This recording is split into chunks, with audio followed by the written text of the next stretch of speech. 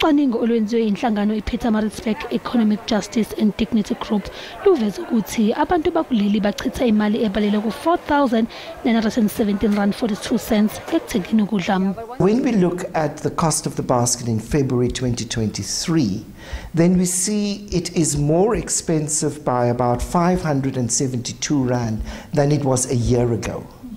And that is essentially about a 13% increase. So there has been a 13% increase in the cost of our basket just within 1 year.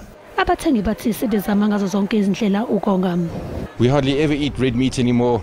We eat chicken mostly if there's any meat or mince. But the red meat, steaks, chops, things like that, yeah, those things are out the budget. U-Abrahams uthi abahola kancane abathembele kakhulu esibonelo sikahulumeni angeke bakwazi ukuthenga zonke izidingo zasendlini.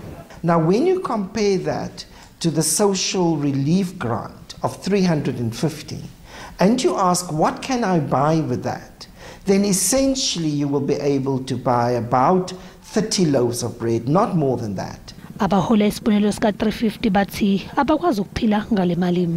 La ku 350 iyaphuma impuphu, liyaphuma irice, bese kuba imali yokugibela. Isishebo asibona.